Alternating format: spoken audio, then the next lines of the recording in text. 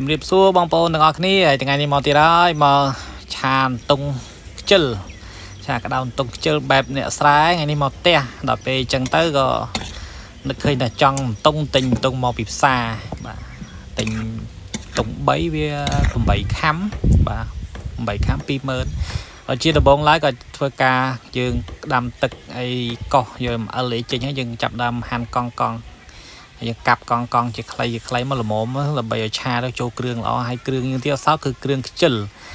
ថងថាអត់បុកគ្រឿងទេបាទហាន់ល្អិតតែម្ដងហាន់ល្អិតដាក់ចូលតែម្ដងអត់បុកដូចយើងពីមុនទេមានរំដេងមាន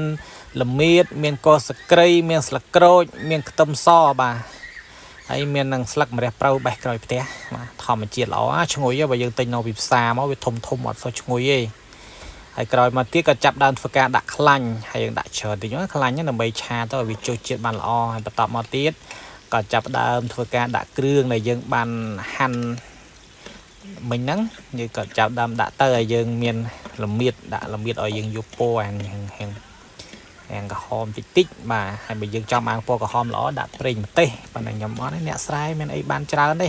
ហើយយើងមានប៉ុណ្ណាគ្រឿងប៉ុណ្ណាយើងធ្វើប៉ុណ្ណឹងណាយើងអត់បានគ្រប់មុខទេដឹងហើយបងប្អូនដែលឡប់រស់នៅស្រុកស្រែដឹងហើយថាយើងមានគ្រឿងប៉ុណ្ណាស្លប៉ុណ្ណឹងបាទតាមចំណូលចិត្តតាមក្រុមគ្រួសារហើយក្រោយមកទៀតក៏ដាក់ទឹកត្រីបន្តិចមកដើម្បីឲ្យវាឈ្ងុយឲ្យវាជះក្លិនឲ្យវាឈ្ងុយបន្តិចទៀតបាទហើយក៏ឆា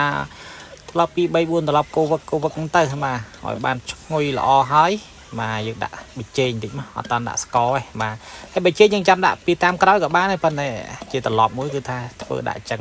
ពីដើមមកចូលចិត្តធ្វើអញ្ចឹងលក្ខណៈយើងហូបទៅត្រូវមាត់ខ្លួនឯងក៏យើងតែធ្វើតាមអញ្ចឹងមកបាទបន្តមកទៀតបានគ្រឿងយើងឈ្ងុយល្អហើយក៏យើងចាប់ផ្ដើមធ្វើការដាក់អន្ទង់បាទអន្ទង់ដែលយើងកាប់មិញហ្នឹងបាទមានពងមានអីខ្លះតិចតួចហ្នឹងបាទក៏យើងចាប់ដើមធ្វើការឆាត្រឡប់ហើយយើងកុំឆាខ្លាំងពេកវាអត់បែកសាច់ព្រោះអន្ទង់ក៏វាទុនដែរឆាប់ឆ្អិនលឿនមិនសូវពិបាកធ្វើឲ្យលឿនងាយបាទឆា3 4ត្រឡប់ឲ្យវាចូលគ្រឿងបានល្អមែនតើម្ហូបមួយមុខនេះចំអិនបានកន្លះម៉ោងបងប្អូនបាទងាយស្រួលមែនតើហើយចំអិនម្ហូបនេះហើយក៏ចាប់ដើមធ្វើការដាក់ជាឲ្យក្រោយមកទៀតក៏ចាប់ដើមដាក់សណ្តែកដីបាទ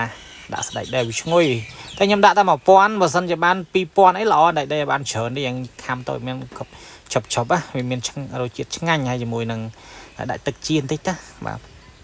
យើងជាមួយនឹងហើយក៏ដាក់ម្ទេសស្រែបាទម្ទេសស្រែទិញទៀតណាបាទដល់នៅស្រែមែនដាំអត់បានដាំងាប់ហើយចឹងទិញគេ1000បានហើយจะ10គ្រាប់ជាងហើយនេះក្រោយមកក៏បានដាក់ស្ករសបាទដាក់ល្មមយើងភ្លក់កុំឲ្យប្រៃព្រោះម្ហូបក្លែមយើងកុំឲ្យប្រៃពេកបាទហើយក្រោយមកទៀតដាក់ម្រះព្រៅបាទម្រះព្រៅធម្មជាតិក្រោយផ្ទះបងប្អូនអើយដកដោយឯងមកអត់ដាំអត់អីទេបាទហើយយើងតែដាក់ម្រះព្រៅគឺឆ្អិនហើយបងប្អូនបាទ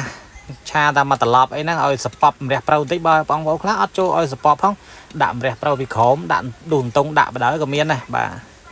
ហើយមុខម្ហូបនេះគឺងាយមែនតើបងប្អូនបាទងាយស្រួលធ្វើបាទហើយមានតែប៉ុណ្ណឹងបងប្អូនបាទគឺឆ្អិនរួចរាល់តែម្ដងបាទសូមអរគុណ